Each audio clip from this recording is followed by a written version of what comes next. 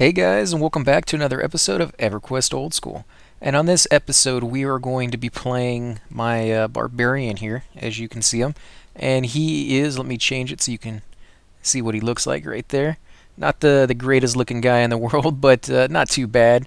Now, he is a shaman. I'll show you my inventory screen. Now, you can open that up by hitting the I button, or by coming over here to the little button and clicking on it and go to the option that says inventory. You can also go into your mail and your skills and things of that sort if you're just starting out. Now, for this character that we're playing right now, you start off with a few items. For those of you who may have never played this game, let me get this out of the way, sorry guys. It's fairly complicated when you first start off. You don't know what to press. You can't just hover above something like this and see the stats. It tells you it's a club, but it doesn't give you any more information than that. And you can see somebody else just started as well right here in front of us. Petty. So yeah, this is where you will start if you're a new character. Now, if you do want to inspect one of your items, all you need to do is hold down the Alt button, left click the mouse on the item, and this little window will pop up. So you start off with a weapon that's no trade. What that means is once this weapon is on your character, whether you picked it up off of a dead creature or you bought it in a shop or something along those lines, those are very few exceptions because most of the time no trade items will only fall off of creatures. And once you pick it up, you can't do anything else with it. You can't give it to another character. You can't sell it. You can't give it to one of your own characters, putting it in the bank and switching it back and forth that way. It literally is binded to your character from then on. And the only thing you can do to it is either destroy it, or in later expansions, you might be able to modify it somehow by adding enchantments and things to it. But for now, the only thing you can do is destroy it once you no longer need it. So most people will be very, very cautious when picking up no trade items. This one is one that they just happen to give you. So what you want to do with this is go ahead and left click on it, and you can either drag it up here to the center of your screen in your inventory and click on it, and it will automatically equip it for you, but it will only do that the very first time.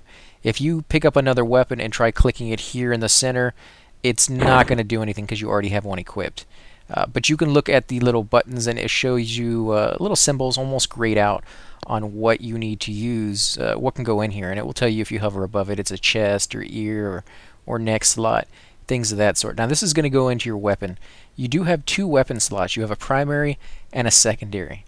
Warriors can use two different weapons at the same time, whereas a lot of other classes will use one weapon and a shield. Some classes will use just a large two-handed weapon. So, I mean, it's really up to you what you're going to use. Also, when you're looking at the stats, it tells you the skill. This one happens to be one-handed blunt. Your skill will get better and better as you fight in whatever you're equipped on. So if you have a one-handed dagger, it's one-handed slashing. Then as you use that dagger, you're slowly going to hit more often. It's going to hit harder up to the point where it caps out at the current level that you're at. Now, if you get another weapon that's better than what you're using, but it uses, say, one-hand blunt, your skill is going to be, 0 or 1 to start off with. So keep that in mind, that just because you get a better weapon doesn't mean instantly you're going to be doing more and more damage. You do have to build that skill up. So keep that in mind if you're in a group that you're not necessarily being the damage per second person. You can switch on that other weapon that you're really, really bad with and build that skill up while it's kind of a safe environment where you're not doing very much damage, but eventually you will be. It's kind of one of those things. Also, this weapon tells you the damage is 4 and the delay is 30. It tells you how much it weighs. That's something you need to keep in mind too, because as you get heavier and heavier, you're going to go slower as you move, so that's going to impact you running away from creatures or catching up with creatures in the first place. The size, this really doesn't matter, except for the fact that certain classes, or certain races I should say, can only use certain size armor. But you can see that down here where it tells you the class. It tells you warriors, clerics, paladins, rangers, shadow knights, druids, monks, bards, rogues, and shamans can all use this weapon. And then races, it says all. So no matter what race you are, you can use this weapon. So if those two classes, the class and the race, says you can use it, then you're fine. The size really is only a guideline. If you're like an ogre or a troll, you're going to need large clothing to wear. If you're a dwarf, you're going to need small clothing to wear. It kind of makes sense, kind of going with that realistic feel. So let's close that down. You also have food this milk, the skin of milk, and you also have, or not food, I mean, sorry guys, that's water, and then you have food down here, the bread cakes. Now, the reason behind that is if you don't have food and you don't have water, and I should do that vice versa, then your power and your health will not regenerate after a certain point. You have to have food and you have to have water on your character at all times. Otherwise, you're just not going to be able to attack. You're gonna go low on power and it's never going to regenerate. You're going to go low on health and it will never regenerate. So it gives you some to start with, and this lasts for quite a long time. And I know this intro is kind of being a little long, but for those of you who've never played the game, this is kind of a good way to be introduced to it. And I want to make sure I show you everything. You also start with a tattered note, and if you right click on it, this will pop up right here, and it says, "Greetings, friend. Come join us at the Church of Tribunal. Give this note to the High Priestess Morgan. She will initiate you and teach you the ways of the 6 hammers." Now, depending on what class you picked, this is a shaman. If you picked a warrior or something else, your note will say something different. This note is really the only direction you're going to get in this game to start with. This is going to lead you, or it doesn't even actually lead you, it just tells you the name of the person you're looking for. That is in the guild for your Pacific class. This is going to be the Shaman Guild that it's going to be leading me to. If you were a Necro, it's going to lead you to the Necro Guild, but you have to find it. There's no directions whatsoever anywhere on here. There's no maps, there's no nothing. So you just kind of have to go out into the world and see if you can find that person. Now, I know where she is, and I'm going to show you how to get there, but that you can kind of see the intentions of this game is not to lead you by the nose, but just to throw you into an open world and let you experience however you want to. However your game style is, that's going to affect it. Now, you also start with 2 spells, and in this game, they don't give you a lot of information on what these spells do. If you look at them, when you click on them, they will tell you their magic items, level needed. It tells you Shaman, level 1. And then if you look at the next one, it says Cleric, level 1, Paladin, level 9, Ranger, level 9, Druid, 1, and Shaman, 1. Some classes, like a Paladin or Ranger, are combinations of 2 classes. They're not a pure class. A Paladin is a combination of a Cleric and a Warrior. And so he will get spells that the Cleric gets, but he gets them at a later level because he's not a pure class. The same thing with the Ranger. I think the Ranger is a combination between a Warrior and a Druid. So he will get spells the Druid gets, but just not as soon as he gets it. As you can see, Druids get this at 1, Rangers get it at 9. Clerics get this at 1, Rangers get it, or Paladins get it at 9 as well. So yeah, you have to look at that, but a lot of the classes out there will reuse some of the spells. And this will let you know when you can study it, because when you level up to a certain point, you don't automatically get the spells in this game. This game, you literally have to go out, talk to your guild leaders, and I'm talking about the NPCs, not actual guilds that you're part of, and you go out and hunt with people. You have to go talk to your NPC guild leaders, look at what spells they're selling, look at the level of them, and then try to figure out what they do. Minor healing, that gives you an idea of what this does as a healing spell, but it doesn't tell you for how much. It does tell you it costs 10 mana, so that's kind of nice. That's at least letting you know that. As far as Inner Fire, no clue. It doesn't tell you. You kind of have to picture in your head what the spell might do based off of the name, and then you have to come down to your main chat bar, and when you cast it, look at what did it say it did. Did it say it put some kind of shield on you? Did it say it healed you? And then look over here in your inventory and see what it healed you for. Did it give you a buff? Did it lower some of your stats? Did it raise some of your stats? And you kind of have to figure it out that way.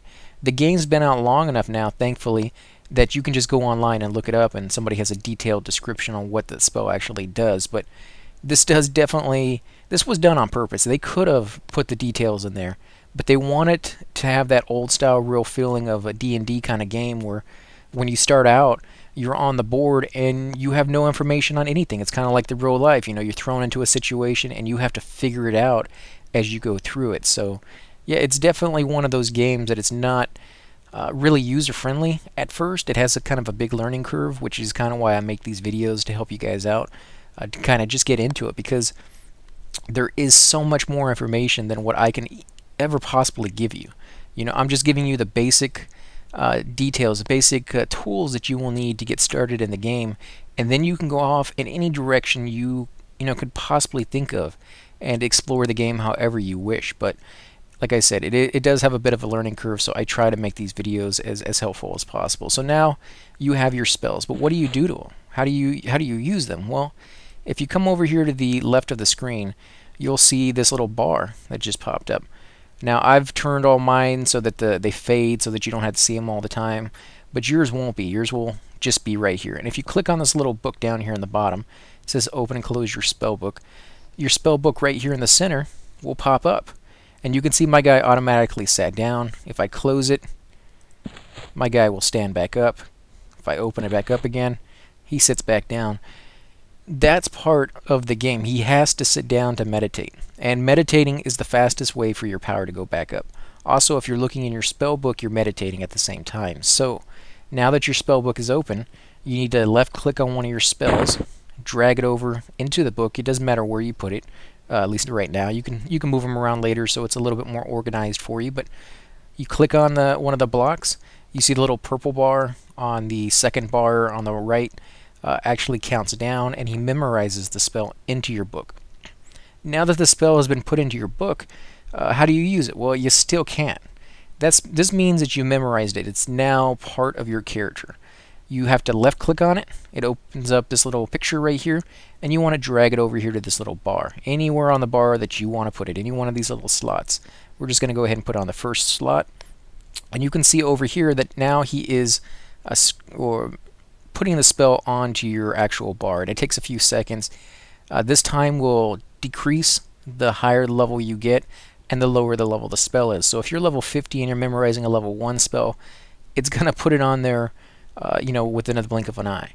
If you're level 5 and you're memorizing a level 5 spell, it's going to take quite a long time because it's an equal level spell to what you're actually at.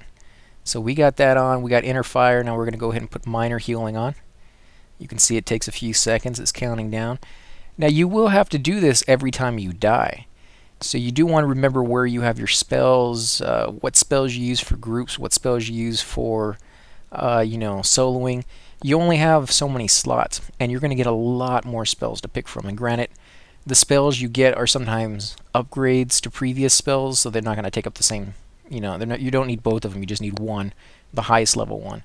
But you do get quite more, especially as a shaman, you're going to get a lot more spells than you have spots for. So you're going to be taking these spells off and putting new ones on in their spot. And the way you do that is to right-click the second mouse button on any one of these spells, and it demims it for you. And now you can put another spell there, or you can go back and put it back again. It's whatever you want to do. So it does allow you to have, when you die, you want to rebuff yourself. You can put all your buffs on that thing, cast all your buffs, demim all of those, and then put your normal spells on. And that's getting a little complicated, and I'll show you more of that in the future. But for now, what we're going to go ahead and do is put this tattered note up, close our inventory, use the F9 key to make sure we go back to our normal view, which is this. And now what we're going to do is take a left from the Priest of Discord and head down this direction. This will lead you to the Shaman Guild, the way I'm going right now. And you can see there's other players running around right now. And you're more than welcome to walk up to them, say hey, hi, ask them questions. A lot of people on this game are incredibly nice, and they're more than willing to help you out. Now this is the Shaman Guild right here, and you'll see these 4 characters standing right outside. Now for those of you who get lost real easy, kind of like myself, all I did was come straight from down there. You can see the Priest of Discord standing right there in front of us. Come all the way down to this house right here in front of us, the golden torque, and take a right. And you're going to walk past this house, the DOK's cigars, walk right past that, and when you get to the dead end, you're going to take a left. You don't want to go this way, not yet. So you want to go down into this little tunnel, and you can see there's quite a lot to the area. You can click on these if you want to talk to any of them. You walk up to and right click on them, and if they have anything to sell you, let me see if I can find somebody. There you go. This little thing will pop up, and the merchant is this tab, and it shows you everything he has for sale, what it's costing, how many items he has in quantity, and things of that sort. So he has some spells for sale. And if you right click on the spell, you don't even have to hold the alt button down, just right click on the spell when you're in your merchant tab, and it will show you what the spell does. This is a level needed Shaman 34, so we can't use that one just yet. But you can see there's a lot of the other ones on here. Let's see, Shaman level 29. So usually, but not always, so don't hold me to this because it's not always the case, usually the NPC will sell tier spells. So it's like at level 29 you get your next level spells. He will have level 29 spells and maybe level 34 spells. And then the next guy will have, you know, level 38 spells and maybe level 42 spells, and it kind of goes up in a tier. But occasionally you will happen upon an NPC that has a level 1 spell mixed in with level 50 spells, and it's kind of a pain in the butt because that means you literally have to come in here and check every single spell they have for sale you know, when you're leveling, and make sure you buy them. Otherwise you're going to be missing out on some important spells for your character. So we're not going to do that just yet because, one, we don't have any money, and two, the easiest way to do that is to look it up online and see what the name of the spells you get at what level, and it usually will tell you what NPC sells those. But I'll be doing a walkthrough where I show you all the level 1 spells, where you get those, all the level, I think it's 4 or something like that when you get your next level spells, and where you get those as well. But before we do that, this is the NPC right here in front of us. This is the person we need to turn into. So we're going to go into our inventory again. You see the tattered note right there. You want to left click on it and drag it over on top of her and left click it. And this little box should pop up right here. Usually pops up over here on the left. You can put it wherever you want. And it has the name of the character right here at the top. Make sure that is the name of the character you want to give it to. Sometimes when you click on it, another NPC will get in the way, another person, another actual player will get in the way, and you want to make sure when you give it to them, you're giving it to the right person. Now, something to be very cautious when giving things to NPCs is if you're not close enough to them, sometimes when you give it to them, it won't register.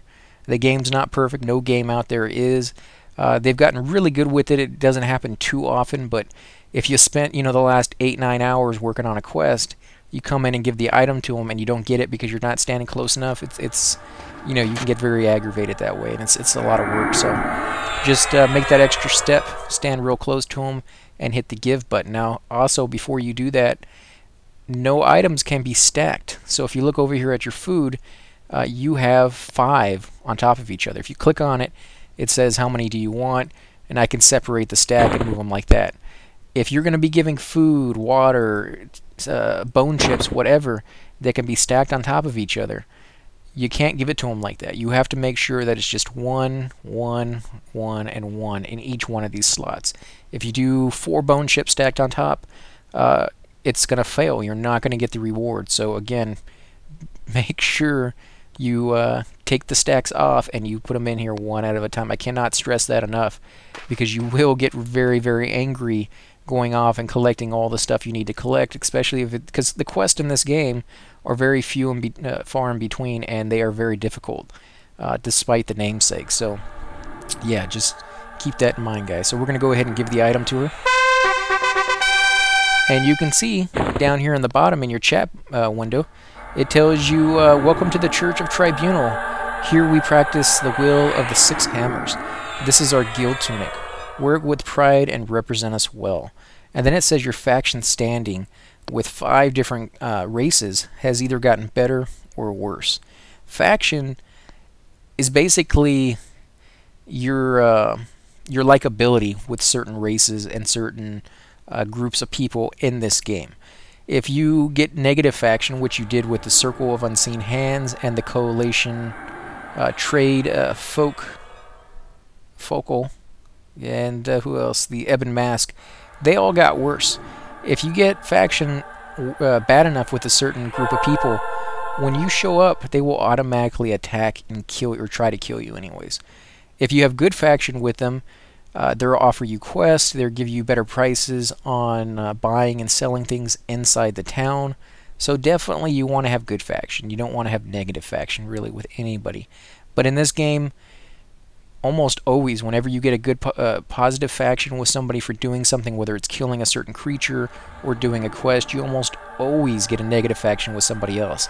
So it's kind of a balancing act, and you have to figure out who you need good faction with and who you don't mind having negative faction with. There's certain races out there right now for a barbarian shaman. The ogres and the trolls and the dark elves, they all hate me as much as they possibly can. There's nothing I can do really to make my faction any worse with those races. So if I get negative faction with them for killing something, I'm not really worried about it, because there's almost no way for me to fix that faction with those races. I mean, there might be a few here and there, but they would take you, I mean, years probably of killing the same thing or doing the same quest over and over again to get your faction to be anywhere close to acceptable with those. So yeah, don't be too worried about things like that. But if you're killing a creature and it shows that you're getting a negative or positive faction and you're not sure on which creature or what faction you should have or shouldn't have, the best thing you can possibly do is just stop killing that creature. There are tons and tons of creatures in this game that you can kill that have no positive or negative faction. So if you happen upon one and you're not sure, the safest bet is just to move on to another one. Now, we did get this tunic, and it's a faded blue tunic. And again, if you all click on it, left click, you can pop up the stats. And it tells you that it's a lore item this time. Lore items basically mean that you can only have one of that item on your character at any one time. And you're probably thinking, well, why would I want more than one? Well, later on in the game, you will basically camp named creatures. And camping a named creature basically means that this character right here in front of me is a named creature, a named NPC. And if I was able to kill her and she was able to drop something decent off of her corpse, I could literally sit down right here in this spot, either by myself or with a group. Let me back up because that's kind of loud. But I could sit right here in this spot, either by myself or with a group, and kill her over and over and over again every time she spawns. Which is what you're going to do later on when you find some really, really good items to camp. They didn't kind of want you to do that for too long. I mean, they wanted you to be able to sit there and camp the creature and, you know, have some fun and get some experience and get some good loot. But they didn't want you to do it so long that you had more than one of those items, because that would stop other people from camping that creature. If I'm sitting here killing this named right here in front of me, nobody else can kill her, because there's only one of her on this server, the entire server filled with thousands upon thousands of players. I'm the only one who can kill her if I'm already here. So the lore kind of was put into the game to stop you to, at some point you would have more than one, and you wouldn't be able to pick up the next one, so you'd be like, okay, I'm gonna leave. Even if it's just to leave to go put in the bank or sell and then come back, you still have to leave, which gives somebody else a chance to camp that character. So that's why it's there. It's a little annoying, but it's there really for you. So its slot is the chest. AC is 2. AC is how much damage, or how much your ability to resist damage is. In other games it may be called mitigation. This one is just AC. 2 is pretty good. In this game, stats do not go outrageous. If you look at like Everquest 2 right now, you can get a stat or an item that has, you know, like 1500 stamina and, you know, 10,000 strength. I mean, it's ridiculous how high the stats go. An item that has an extra 1 AC or an extra 1 strength is a huge increase in this game. It does have a noticeable difference when you put that item on, but the stats don't have to be ridiculous. They're all pretty low. You know, you're going to have items all the way at the end game that have, you know, 6 or 7 AC on them. So 2 AC is pretty good. It also tells you again the weight and the size, and this one happens to be made specifically for you. It's the class is Shaman and the race is Barbarian. So you're the only one who can use this. It's not no trade, which means you can sell it to an NPC or give it to somebody else. But you know, it's going to have to be a Shaman who's a Barbarian as well. So, and then again, he could just do this quest if he wants. Now I put the item on, and you'll see that my character didn't change. He doesn't get a shirt, or it doesn't change his outfit. That's simply because this is a cloth, and it doesn't have a look. It's so pathetic, basically, that they didn't want to give it a look. Later on, you will get better and better items that actually have you know, some kind of effect to it. so that you can see yourself walking around like chainmail or plate armor or a lot of things like that. So now that you have that, what do? This is a town, and the whole zone is a town. There's nothing in here to fight. So you have to leave the safety of this town once you're ready. So what we're going to do is go back out the same way we just got here. Remember, take a left down this path over here. It's going to lead you over here to the NPC called the Priest of Discord. And then we're going to take a right. And it heads us out here. Now this will lead us out into the world where you can die, so be very, very careful. Now you can stand here and wait for the raft, and that's what we're going to do the very first time. For those of you who you know, want to see that, because that is kind of a cool little thing. You can also decide to just swim it. You can just jump in the water, it's perfectly safe, and you can swim. Now you just started the game, so that means your skills are all at 1. And swimming is one of those things that takes quite a long time for your skill level to go up, regardless of what your skill level is. And at level 1, you're going to be swimming the slowest you can possibly swim at. You know, level 50, if you've gotten that up to 250 points, you're going to be swimming around pretty quickly, almost as fast as you can run.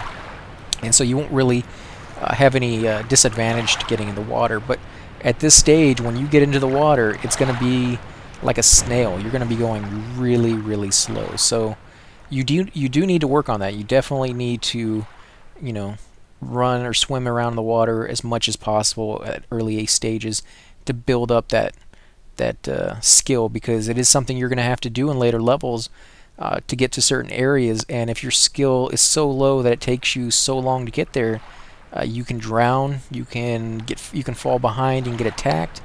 So you do want to be able to keep up. Okay, so what we're going to do is come over here. That's it. That's all you had to do to get off the raft. Again, of course, you could just swim right over if you want to. So let's walk this direction. Now, the zones in this game are, for lack of a better word, invisible. You have to learn where the zone line is. As you can see right there, I just zoned over. I can't move anymore. It's zoning me right now. It takes a couple seconds for it to register the very first time. I haven't actually been over here since I came back to Everquest, so it may take a couple seconds to load up for the very first time, a little bit longer than normal. But after you have gotten here a couple times before, it loads up a lot quicker. So now we are out and about in the real world almost. And if you want to see who's in this zone with you, all you have to do is do /whoall. And I don't know why it's not working. Oh, actually it is working. I just have it scroll down all the way. You can do /whoall, and it will show you who is all in the zone up to, I think, 99 names. Or you can just do /enter. Will also show you. And it also shows you the name of the zone. This one is Everfrost Peaks. And so there's people over here you can sell to if you have you know, stuff off of the enemies over here you want to give to them. These are guards that you can always run up to. Now, you want to con everything you come across early in the game. And you can do that 2 ways. You can left click on the NPC or the creature and right click on them, and it will pop up with this little message down here that will change depending on what the creature is to you. This one says it's amicably, and it would like, what would you like your tombstone to say? That means 2 different things. The amicably means that he likes you, and there's different stages of that. There's they call you an ally. They may say scowls at you, ready to attack, or looks at you indifferently. Each one of those words means something different. If it's indifferent, that means you're right down the middle. He doesn't dislike you, he doesn't like you. If it's ready to attack or scowls at you, ready to attack, that means if you get close enough to him, he will just attack you, period, because he hates your guts. The second part of that message, what would you like your tombstone to say, refers to the color of the message itself. This is red. It's written in red text. If you click on a character who's only 1 level higher than you, it's going to be yellow.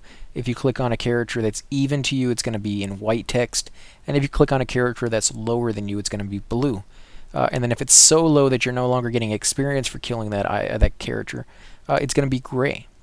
Now, when it says, what would you like your tombstone to say, basically it's telling you that it is such a high-level creature that if you were to attack them, there's not a chance that you would survive it. It is a guaranteed that you're going to die. That's why it's asking you what would you like your tombstone to say, because you're about to die, and we want to be able to put something on your tombstone because there's no chance you're going to win that. So, you know, that's definitely giving you, you know, a little idea on whether or not you should attack that creature or not. Because there's no other way to tell. I mean, you can't just look at the creature and be like, oh, okay, that guy's around level 25, level 30, you know, based off of his size or something like that. It completely has nothing to do with anything. And you can see there's a lot of corpses out here from other players. In this game, when you die, your corpse falls on the ground where you died. Oh, look, there's a small group out here of people running around killing stuff together. But yet, when you die, your corpse will fall on the ground right where you died, and you have to come back to that and find it again to get all your items off of it. And so that's called a corpse retrieval, and some people hate that, but for me, I've found that it actually brings people closer together than most games do. So that one is a Vengeful Soulist, and it's in red, and it scouts that you're ready to attack. So he will kill me if I get too close, and he's red, so he's way, way too high for me. Now, usually there's some creatures right out here, right where all these corpses are, that you can hunt and kill. But because there's already a group out here, they've killed everything already. So yeah, you see these little spiders, that's kind of what you want to kill. Let's look out here real quick. Let me see if I can find you something. So this one, a woolly spiderling, is yellow. That means he's at least one level to maybe 2 to 3 levels higher than what I'm at. I think at level 4 levels higher than you, it turns to red, and anything past 4 levels is red. So if it's 50 levels, 60 levels higher than you, it's still going to be red.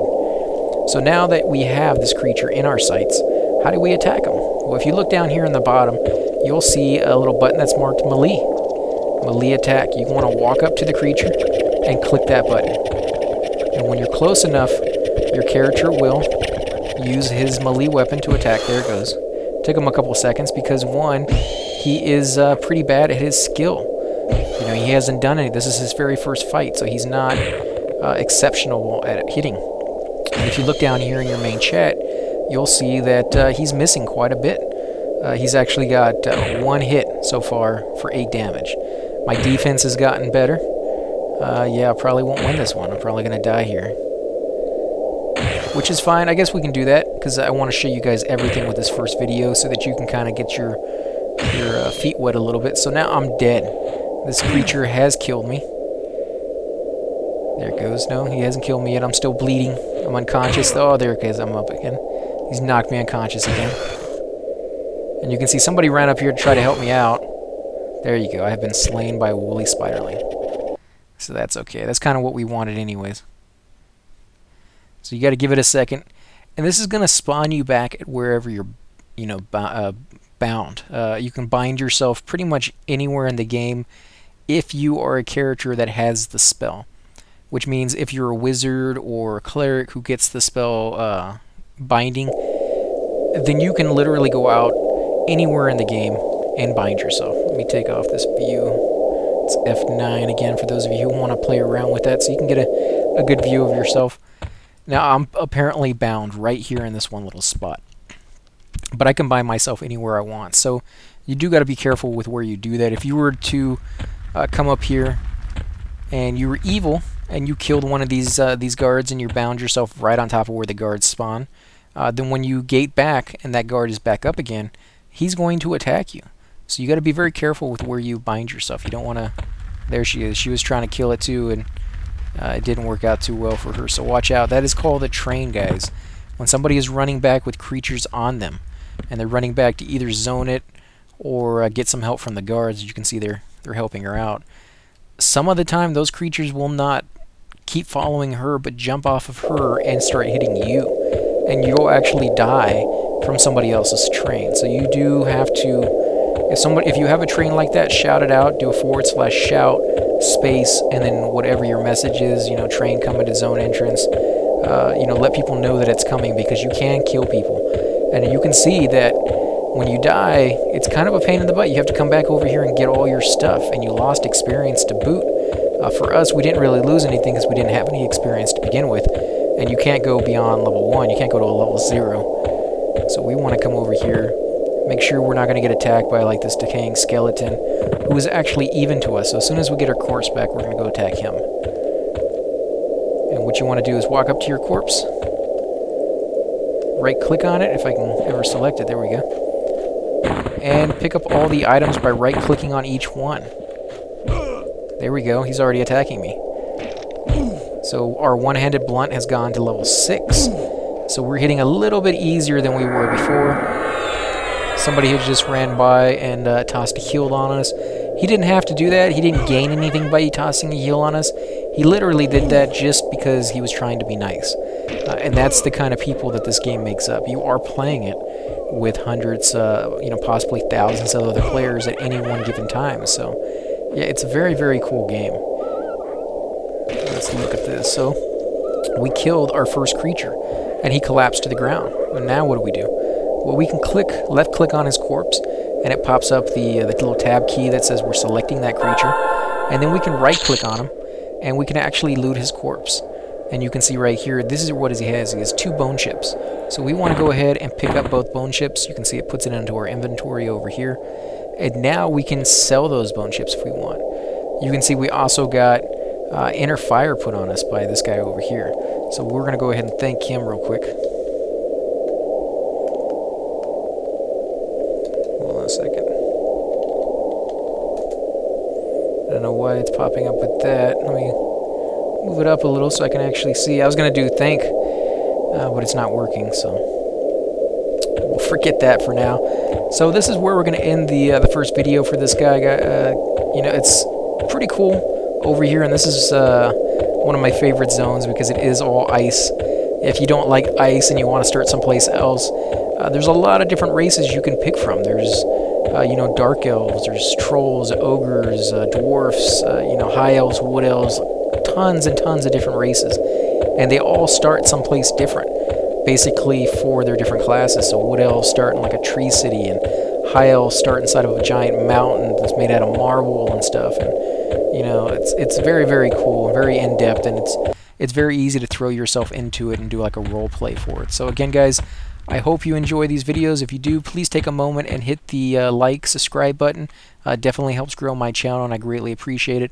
Also, if there's anything I missed, if there's any other information that you guys want to know about for beginning characters that's just starting out the game and you're not very familiar with the game and you want to know, something that you're having trouble with, post that down in the comments, and I'll make sure to get to you guys as soon as possible.